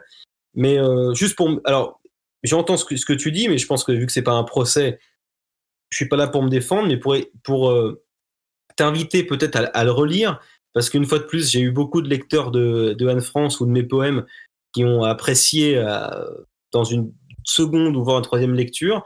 Je t'invite à le relire et voir que j'ai voulu, si tu veux, faire une photographie et que une photo, elle est ce qu'elle est. C'est-à-dire que il y a des frustrations, tu abordes des sujets avec ton petit frère et que tu les finis pas, avec tes amis, donc j'entends ce que tu dis, je serais ravi un jour qu'on puisse en discuter plus longuement, parce que comme je te dis là, c'est très compliqué, mais j'apprécie d'avoir des lecteurs de ta qualité, parce que là, je te dis, j'ai essayé de prendre des notes, mais ça me fait vraiment plaisir, parce que t'as quasiment tout vu. Mais on va dire, pour les petites réserves que tu donnes, la réponse que j'ai, c'est essaye de voir que c'est un instantané et que la vie, elle est pas parfaite, elle est pas frustrante, et que dans Drôle de funérailles, effectivement, quand tu dis que c'est universel, etc. Enfin, et je prends ça pour vraiment pour moi, quoi, c'est un énorme compliment, mais justement, c'est universel parce que c'est dans l'instant, et l'instant a ses fragilités, a ses insuffisances et a ses frustrations. Voilà ce que je pourrais te répondre. Ok, bah écoute, ouais, de toute façon, t'as raison, hein, c'est pas du tout un procès, je réinsiste sur la qualité des deux. Hein. Je pense qu'il y a aussi une affinité personnelle, hein, qui fait qu'il y en a un qui nous touche plus que l'autre, donc peut-être que pour certains, ce sera l'inverse. Hein. Mais ouais, tout à fait. Mais alors, sur ma question de savoir si tu comptes, t'as déjà un nouveau projet, ou si tu comptes te donner une place, tu vois, un sujet qui te permettrait... Tu vois, par exemple, Céline, parce que je pense qu'il y a un peu de Céline aussi. Céline, j'ai l'impression que c'est un peu... il fait un peu il utilise ce stratagème d'écriture qui consiste à raconter des éléments de la vie courante, quotidienne, tu vois, de ce qui lui arrive. Mort à crédit, c'est finalement assez chiant, hein, c'est ce qu'il raconte tout le long. Mais par contre, c'est la manière dont il le fait et toutes les réflexions qu'il arrive à greffer dessus, tu vois. Moi, j'ai l'impression qu'il y a un peu de ce stratagème-là dans ta manière d'écrire. Et du coup, est-ce que tu devrais pas te donner, tu sais, comme objectif une œuvre, l'œuvre, là, on va dire que tu as tes 2 premières œuvres préparatoires, on va dire. Et puis le grand œuvre quoi qui arriverait et qui serait, moi qui te demanderais, j'imagine, un travail encore plus conséquent quoi. Donc on est tous plus faibles. Tu me fais peur. Attends, je sais pas, t'es pas voyant, ta mère elle est pas sorcière parce que franchement quoi, ça me fait peur ce que t'es en train de dire en fait parce que t'es en train de lire dans mes pensées en fait. Donc, donc c'est à dire que c'est en projet donc c'est Non mais c'est-à-dire que évidemment c'est toujours plus facile pour quelqu'un d'extérieur de penser qu'il y a forcément peut-être une création. Et alors moi ça me fait plaisir parce que quand je reçois des messages de gens qui que ça peut être Jonathan Sturel, ça peut être plein d'autres gens qui me disent qu'en fait je suis un grand auteur en gestation. Putain, moi ça me fait plaisir, mais quelque part ça me donne une pression absolument terrible, en sachant qu'en plus moi ce qui me manque juste, c'est juste du temps. Et vu que je suis obligé de bosser à 1200 boules par mois, je sais pas si je le ferai un jour. Mais alors c'est la première fois que quelqu'un me le dit aussi directement, et donc je salue le club du mercredi de fédérer autour de lui des gens de cette trempe-là. Le roman dont tu me parles, en fait, je l'ai dans la tête depuis 2 ans, en fait. D'accord, ok, ouais. Bah, tu sais. Qui sera un roman, le roman de. Alors, je vais vous dire en plus, si je retrouve, il est où? Je vais faire mon direct la semaine prochaine. Ça fait longtemps que je voulais le faire, mais dans Jean Raspail, dans la réédition du Camp des Saints, a fait une préface absolument extraordinaire. Et à la fin de cette préface, voilà ce qu'il écrit. À défaut d'y croire, il y aurait un roman périlleux à écrire là-dessus. Son auteur n'est peut-être pas encore de ce monde, mais sous une forme ou sous une autre. Ce livre verra le jour, au temps opportun, j'en suis sûr. Mes compliments à Bigozer. Et il parle de quoi? Il a conclu sur le fait que, vous savez, Jean Raspail, c'est un peu les îlots, on est envahi, etc. Et il essaye de penser quelqu'un qui serait capable de faire le grand roman qui, justement, parlerait de cette Europe envahie, mais qui serait dans des îlots, une sorte, tu vois, de mélange entre, je veux pas dire d'archéofuturisme, mais je dirais plus une sorte d'anticipation en mélange de cité médiévale, etc. Enfin voilà, pour ceux qui ont lu Raspail et le livre sauront de quoi je parle. Et quand j'ai lu ça, en sachant pour ceux qui me suivent un peu, Jean Raspail a été un de mes lecteurs et m'a envoyé une lettre manuscrite en disant qu'Anne France était un chef-d'œuvre, donc il y avait une sorte de connexion entre artistes, entre guillemets, même si Jean Raspail est un continent quand moi je suis juste un petit caillou. J'ai eu un truc qu'il y a que les artistes qui peuvent un peu comprendre, une illumination, parce que ce dont il parle là, ce que je viens de vous lire, j'ai dans la tête depuis 3 ans, quoi. Mais le problème, c'est que ça demande du temps que j'ai pas encore. Mais je vois ce que tu veux dire. Ça sera un style beaucoup plus lissé. Ça sera finalement ce que m'a beaucoup reproché mon père au départ et d'autres, Romain, soit politique, mais fais-le de façon plus discrète. Et c'est vrai que j'ai eu comme je l'ai expliqué, par rapport à différentes questions, j'ai un côté rentre dedans où j'ai pas envie en fait, j'ai pas envie de faire ma petite chatte, en fait, j'ai envie d'y aller. Et c'est vrai que les retours de qualité que j'ai pu avoir m'ont dit, Romain, on t'apprécie, on voit que tu as du talent, mais si jamais tu peux avoir une œuvre où ton côté politique soit plus, en fait, soit on va dire moins, enfin, soit présent, mais moins agressif, on va dire, et peut-être moins visible, et ben, je l'ai dans la tête, et en fait, pour vous la faire courte, c'est une sorte de Da Vinci Code x10, mais nationaliste en fait. Voilà. Mais je l'ai. Et mais pour ça, il faut que je vende plus de livres parce que on dit souvent que le temps c'est de l'argent, mais pour un artiste, l'argent c'est du temps en fait, si tu veux. Voilà. Ouais, tout à fait. Bah écoute, si on peut t'aider, vraiment, j'encourage tous les auditeurs à t'acheter à tout, hein, en fait, parce que franchement, ils seront pas déçus. Et Bah merci en tout cas, et je te dis, j'ai même hésité à répondre parce que j'isolerais, si jamais le club du mercredi me permet de le faire, j'isolerais ton intervention parce que tu as, par je ne sais quelle magie noire, tu as lu dans mon âme en fait. Si tu veux. Donc, Nous voilà. te permettons évidemment de le faire, Romain. Merci. voilà. Bah écoute, juste, moi j'avais une deuxième question, puis comme ça, Vas-y, Steven. le micro. Donc là, maintenant qu'on quitte l'aspect littéraire proprement dit, pour rebondir sur quelque chose qui a été dit, qu'est-ce que tu penserais de la mise en place d'une d'une plateforme culturelle pour tous les créateurs et les artistes, c'est-à-dire de droite au sens large, ou de droite au sens bien compris, de la jeunesse hein, aussi, parce que pas reposer sur des vieilles structures, tu sais, qui permettrait peut-être de casser le plafond de verre pour avoir une visibilité, une trésorerie aussi, et puis un marketing un petit peu agressif et jeune, tu vois, un peu à la Ring, mais bon, sans avoir les travers de Ring qu'on connaît, enfin voilà.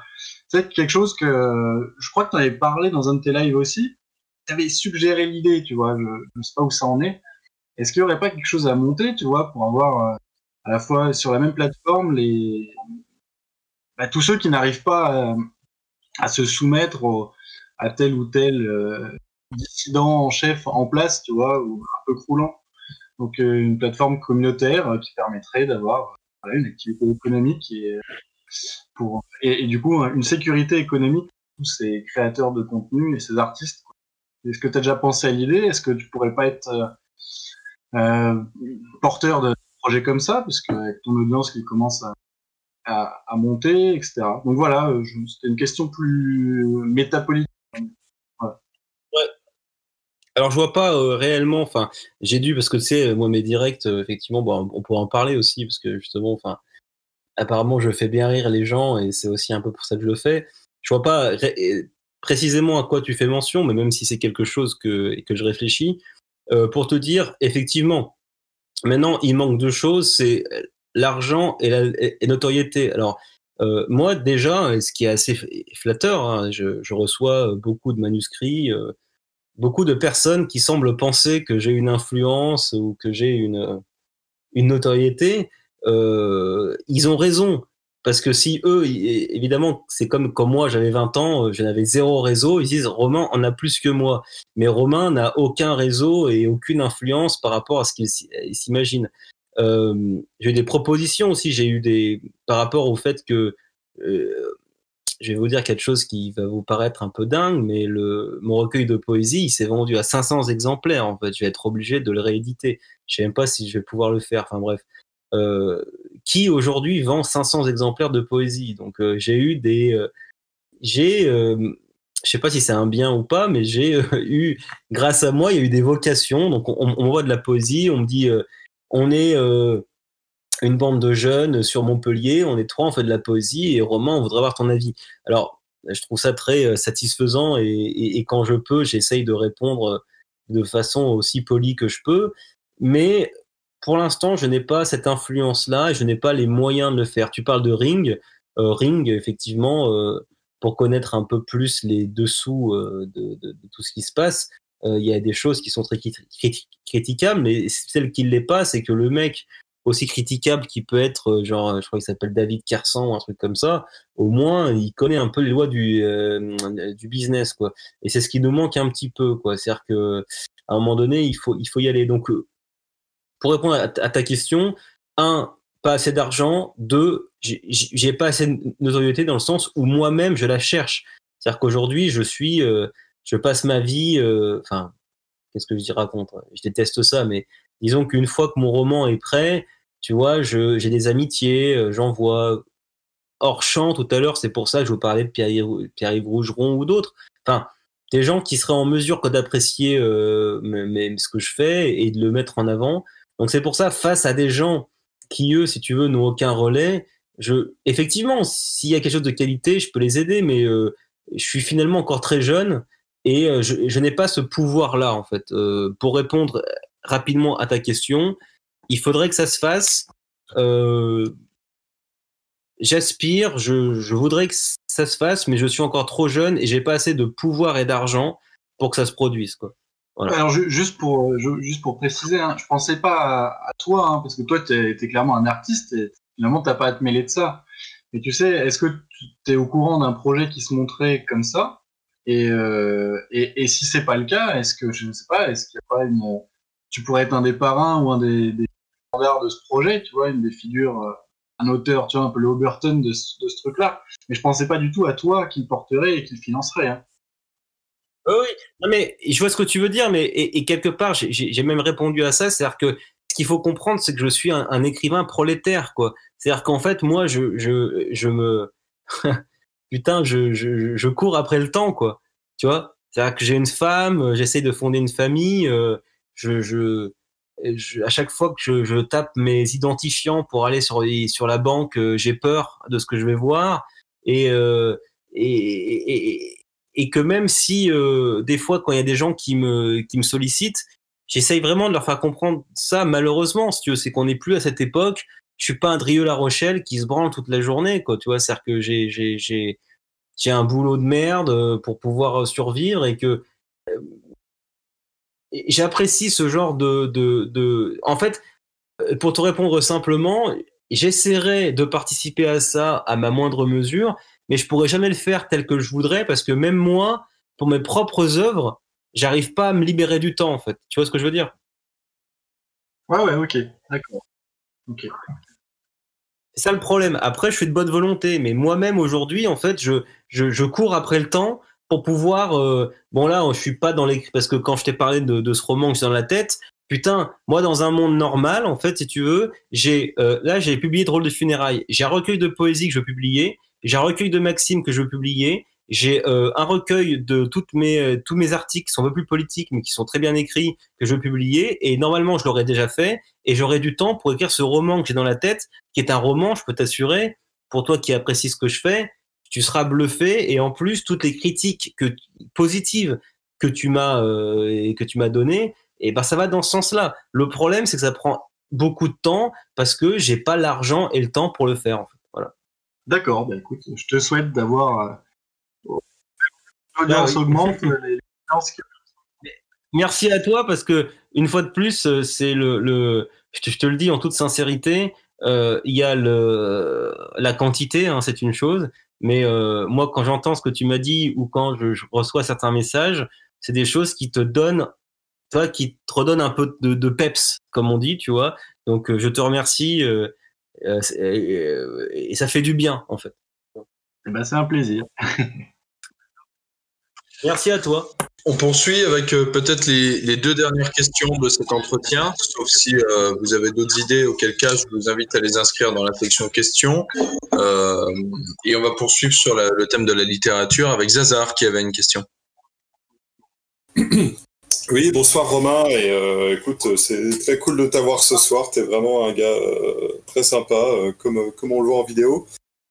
Moi j'ai une question, enfin comment dire, je suis d'accord avec ce que tu disais tout à l'heure, donc on préfère passer 10 minutes à lire un classique que de s'emmerder avec des merdes actuelles. Néanmoins on peut tomber de temps en temps sur un Romain Guérin ou en ce qui me concerne Alessandro Baricco, et je voulais simplement te poser la question si certains de nos contemporains trouvaient grâce à tes yeux et si tu en avais à nous conseiller. Voilà, merci. Bah alors justement, ce que j'ai appris, justement, je reviens sur Pierre Drieux-La Rochelle, parce que je bosse dessus là, voilà, pour la vidéo avec Daniel. Et le mec dit que même lui, alors qu'il a que ça à foutre, alors qu'il passe sa vie entre les bordels, les putes et les machins, il y a plein de classiques qu'il a pas lus, en fait, si tu veux. Donc, et ça me fait penser aussi que des fois, j'ai cette, on va dire, comment dire, cette honte. Par exemple, il y a une chaîne, voilà, qui vaut ce qu'elle vaut. Elle n'a pas lu chez des bouquins qui s'intéressent à la littérature, et en fait tu te fais interviewer par des gens qui finalement ont plus de culture que toi. Pourquoi? Parce que eux ne font que lire et que toi en fait, vu que tu es producteur, tu vois, t'as forcément moins le temps. Ah oui, non, mais je comprends bien la problématique. Ouais. Donc là, non, mais déjà, c'est une première chose. C'est-à-dire que quand tu fais, t'as moins le temps que le mec qui fait que lire. Moi, il y a une deuxième chose, c'est que moi, comme j'ai expliqué, je crois, enfin, je sais pas si t'as suivi un peu notre entretien, je suis un hyperactif et un migraineux. C'est-à-dire que par rapport au mec qui regarde Hanouna tous les soirs, j'ai lu énormément. Mais par rapport à un lecteur, comme peut être mon père, par exemple, j'ai pas beaucoup lu, en fait. Ah, mais moi, je suis dans une situation un peu parallèle, un peu dans la même que toi. Enfin, je suis pas écrivain, mais enfin. Voilà. Donc, ce que je veux dire, c'est que moi, il y a deux choses qui font que j'ai pas une énorme culture littéraire. La première, c'est que moi-même, j'essaye d'écrire. Donc, pendant que j'écris, je suis pas en train de lire. Et qu'en plus, je suis pas un grand lecteur. C'est-à-dire que les grands lecteurs, pour moi, sont des gens qui ont lu à l'âge de 10 ans, tu vois. Moi, mon premier livre, j'ai dû lire à 18 ans. Je sais pas si t'imagines. Trop tard, en fait. Trop tard. Donc, déjà, pour répondre à ta question, j'ai déjà ces deux handicaps-là. C'est le premier, que moi-même, j'essaye d'écrire. Donc, quand j'écris, j'ai pas le temps de lire. Et qu'en plus, je n'ai pas la psychologie et comme je dis et je le répète, j'aime pas lire, mais j'aime avoir lu. C'est-à-dire que pour moi, la lecture n'est pas un divertissement. La lecture est un travail pour moi, même un travail de plaisir. Mais lire Baudelaire est un travail pour moi, parce que je me dis, Romain, mets-toi assis, lis le poème. Tu vois ce que je veux dire, tout à fait. Mais même dans l'approche, hein, moi, j'ai une approche un peu similaire quant à l'art. C'est-à-dire que pour moi, c'est jamais un plaisir en soi. C'est de toute façon, je veux dire, même de base, c'est pour comprendre des trucs et avancer, quoi. Et en plus, enfin, je vois ce que tu veux dire. Il y a un processus laborieux. Moi, pour la lecture, c'est pareil. Je m'y suis mis très tard. Et mon truc à moi, c'est la musique. Et tu vois, bon, est-ce que tu comprends que pour certaines personnes, alors après, quelque part, ça pourrait être n'importe quoi, hein, tu vois, du Marc Lévy, littérature de gare, San Antonio, en passant par Rousseau, en passant par machin. Moi, je sais que mes parents, par exemple, eux, si tu veux, ils ont eu une culture classique parce que bon, bah, à l'époque, c'était comme ça, mais eux, ils lisent par plaisir, tu vois. Donc, moi, ma mère et mon père, en fait, ils ont lu peut-être, je sais pas, 5000 livres dans leur vie, quoi, tu vois. Pourquoi? Parce que eux, leur plaisir, c'est de lire un livre. Moi, mon plaisir, c'est pas ça. Et je n'aime pas lire un livre. Je le lis parce que je sais que ça va m'apporter quelque chose. Donc, pour répondre au fond de ta question, quand tu sais tout ce qu'il y a à lire, et surtout qu'en plus, on est en 2020 et on est en France. C'est-à-dire que moi, encore aujourd'hui, je découvre des mecs complètement inconnus qui ont fait des œuvres. En fait, si tu veux, je découvre des fois chaque semaine des Jules Verne, des Rousseau qui sont pas connus du tout, tu vois, parce qu'on est en France, si tu veux, et qu'en France, on a une richesse incroyable. Donc, on a, si tu veux, cette forme d'ivresse face à la bibliothèque. Et moi, n'étant pas bibliovore et comme je te dis, étant créateur et en même temps un migraineux hyperactif, donc qui lit pas beaucoup.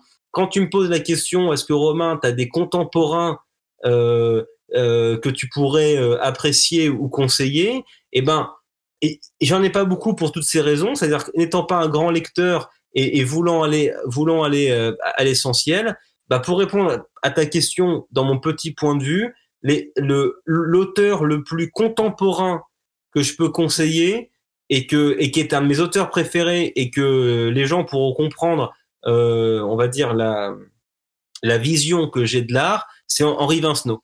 Voilà. D'accord, ok. Bon, bah, la question était très terre à terre. Mais voilà, t'as fini par y répondre, ça marche. Orwell aussi, Orwell, mais qui n'est pas un Français. On va dire les deux auteurs les plus contemporains que j'ai pu lire, et donc ils sont pas si contemporains que ça, on va dire, parce que mais c'est pas non plus des auteurs médiévaux. Les auteurs les plus, on va dire, proches de nous, qui m'ont retourné, c'est San Antonio, c'est Alphonse Boudard, c'est voilà, c'est Henri Vincenot. Voilà. Après, les très contemporains, j'imagine, si tu veux, qu'il y a. Je suis pas du tout en train de. C'est pas grave, hein. Il y a pas de souci. Hein. Enfin, c'est vraiment si t'en as pas, Zef, hein, c'est fou. Hein. Je veux rebondir, c'est que je suis pas décadentiste. C'est-à-dire qu'une fois de plus, je suis pas en train de te dire que moi, ma vision des choses, c'est qu'ayant une vision culturo-ethnique du problème, on va dire politique et humain, je suis sûr et certain qu'à l'heure où on parle, il y a des grands sculpteurs, il y a des grands peintres, il y a des grands écrivains, il y a des grands poètes. Le problème, c'est que ils vont pas chez Hanouna, tu vois. À la limite, la preuve, c'est que moi, j'existe, en fait. Alors, je suis pas en train de te dire que je suis un grand, mais quand tu vois, par exemple, mon recueil de poésie ou ce que je fais par rapport à Anne-France, on me voit pas à la télé. Donc, je suis pas en train de te dire que je suis le seul. Je suppose que ça existe, mais sauf que je n'ai pas le temps de m'y intéresser. Pour moi, c'est un boulot de journaliste, de sociologue de l'art. Mais voilà. Donc, pour répondre sincèrement à ta question, les plus actuels en termes de voilà de littérature, c'est ça. Mais ça veut pas dire que ça n'existe pas. Il y a pas de problème. Tu anticipes un peu trop mes interrogations. Il y a aucun procès là-dedans et je comprends tout à fait ce que tu veux dire. Et effectivement, quand on s'intéresse à l'art contemporain, c'est le bordel parce qu'on n'a pas le recul des années. C'était juste vraiment très simplement. Si tu en as pas, c'est pas grave. Voilà. Mais, Eh bien, je pense que nous sommes arrivés au bout des questions pour cet entretien. Très bien. Romain, sauf si quelqu'un veut poser une question, auquel cas je l'invite à prendre la parole tout de suite. Alors, pardon, je me permets d'intervenir, mais du coup, la question d'Octavius, je la trouve. Moi, je suis intéressé par la réponse, en fait. Donc, Alors, c'est pour ça que je me disais que surtout pour le live, c'était hors réponse. Donc, peut-être clôturer là, et si ça intéresse des gens, peut-être, et puis surtout pour toi, Romain. Eh ben, vas-y, Octavius. Tu veux dire un truc pour l'enregistrement, pour clôturer peut-être, et puis on prend la question après? Non, mais tu peux la poser publiquement si tu le souhaites ta question, puis après je mettrai fin à l'enregistrement. D'accord. Oui, c'est simplement parce que tu évoquais tout à l'heure tes difficultés à vendre et puis tes difficultés financières. Je me demandais juste comment tu le vends ton livre. Est-ce que tu as adopté un peu une stratégie? Est-ce que tu le vends en ligne? Est-ce que tu le vends toi-même? Est-ce que tu es sur Amazon? Toi, de manière très pratique, est-ce que tu as bossé un petit peu ça? Alors, très pratiquement parlant, j'ai essayé d'avoir toujours une visibilité sur les réseaux sociaux. Quand j'ai pu avoir une petite visibilité, j'ai essayé de racheter mes droits. Donc aujourd'hui, j'ai un site internet où tous les livres qui sont présentés et que j'ai fait, c'est moi qui les gère. J'ai mis un petit peu sur Amazon, je vais te dire à contre-cœur, mais sauf qu'il y a des gens, si t'es pas sur Amazon, ils te le prennent pas. 99,9% de mes ventes se font sur mon propre site et c'est une volonté de ma part. Je suis fier d'être un artisan écrivain. Après, c'est l'entre-gens, c'est le bouche à oreille. Comme je disais tout à l'heure, au-delà d'idéologie, être écrivain, à part exception, ça prend du temps. Voilà. C'est que tant que t'as pas 50 ans et que t'as pas 10 ouvrages, t'es pas pris au sérieux. Donc aujourd'hui, par contre, je vais essayer effectivement de faire les choses plus sérieusement. C'est-à-dire que j'ai un site qui est pas aujourd'hui qui est pas à la hauteur de mon lectorat ou de ma notoriété entre guillemets. Donc il faut que je fasse un nouveau site. Et ma présence tous les dimanches maintenant, avant c'était les jeudis, en faisant ça sur YouTube, c'est ça aussi, c'est de faire vivre mon œuvre. Après, évidemment, pour les gens qui sont un peu naïfs, j'essaye effectivement d'envoyer mes livres à droite, à gauche, de les faire lire. Enfin, c'est un boulot de tous les instants. Voilà pour répondre à ta question. D'accord, alors, petit 1 pour ton nouveau site, tu peux me contacter. Il n'y a pas de problème. Bah écoute, hésite pas, parce que bon, moi là, j'ai 2-3 personnes aussi, je suis en contact avec eux, mais je demande que ça, parce que pour l'instant, j'ai un site qui est vraiment que... Et puis aussi, voilà, ouais, c'était vraiment un interface. pour étudier un peu tout ça, parce que tu as sûrement pas mal de petits leviers qui pourraient être intéressants pour toi de lever, parce que mine de rien, tu as accès à un certain réseau dans lequel c'est assez facile, entre guillemets, de nouer des contacts. Il y a pas mal de trucs à penser. Déjà ton site, évidemment, lui-même, et les réseaux sociaux aussi, qu'est-ce qui t'apporte et qu'est-ce que tu veux mettre dedans. Si tu as des parties publiques, par exemple, sur ton site aussi, genre faire un blog, etc. Bref, tu as pas mal de petites idées comme ça, on pourrait peut-être y penser.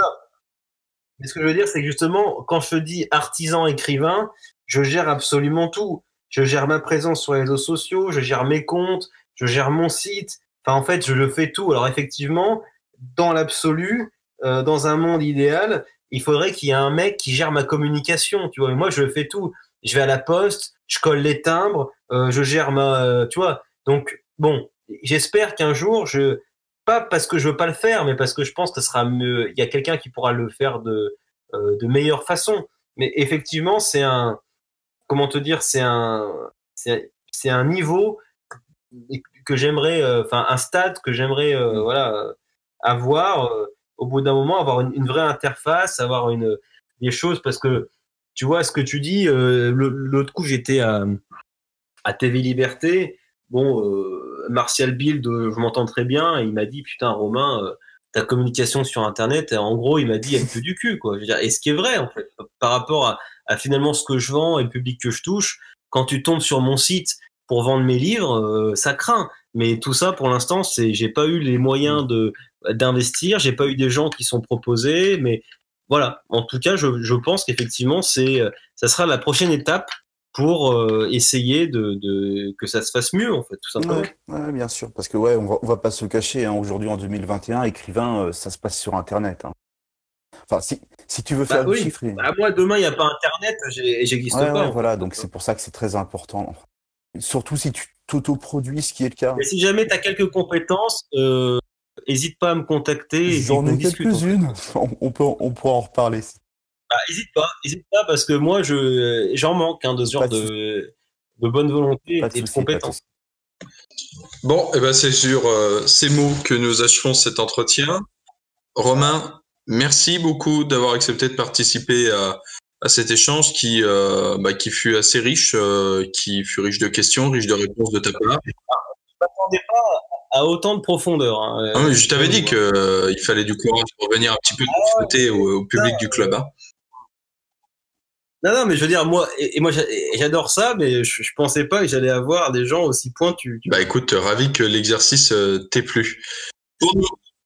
Pour nos auditeurs, donc, pour ceux qui sont allés jusqu'au bout de cet entretien, vous pouvez, si le format vous plaît, tout le monde va aller jusqu'au bout. Tu vois.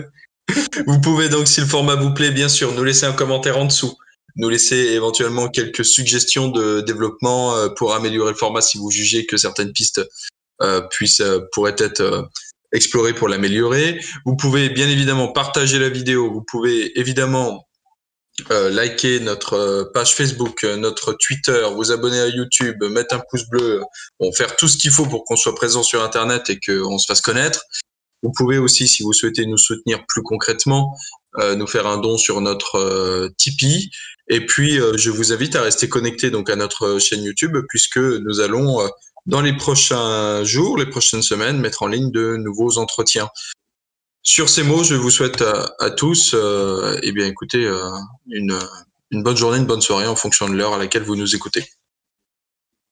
Et peut-être laisser Romain donner les endroits sur lesquels... Oui, c'est tout à fait juste, Steven. Merci pour ton excellente intervention. Romain, en effet, qui est quand même le but, c'est quand même de faire ta promotion. Je m'en serais voulu après coup de ne pas l'avoir fait. Romain, où pouvons-nous trouver tes livres? Sur ton site internet? Non, écoutez, c'est très simple, effectivement, pour ceux qui soit ont déjà lu quelque chose et qui voudraient poursuivre, ou ceux qui voudraient, voilà. Pour l'instant, c'est mon site qui est très bien référencé pour le coup. Alors je vois des messages qui défilent. Pour ceux qui veulent en physique, la plupart de mes livres, c'est la librairie des Deux Cités à Nancy, un petit peu à la librairie française à Paris, à Nouvelle Librairie. Sinon, j'ai un site et il suffit de taper Romain Guérin sur Internet. Vous mettez entrée et vous avez mon site qui apparaît, paiement sécurisé, tout ce que vous voulez. Et là, c'est évidemment la meilleure façon, parce que je suis un petit peu sur Amazon. Il faut savoir que sur Amazon, pour le fait du prince, en fait, d'être mon Dieu sur Amazon, ils te prennent 6 €, en fait, juste pour avoir voilà. Donc, passez par mon site, il est très facilement trouvable. Vous tapez Romain Guérin sur Internet, vous avez mes vidéos, YouTube et mon site, et voilà, et c'est moi-même qui m'occupe des expéditions. Donc il y a des options dédicacées ou pas, mais si vous voulez pas payer l'option dédicace, mais vous voulez quand même une dédicace, il suffit de m'envoyer un petit message et je le fais. Voilà, tout ça, c'est je suis une entreprise familiale et artisanale, donc tout se passe bien, quoi. Très bien, merci de ces précisions, Romain, et à bientôt à tous.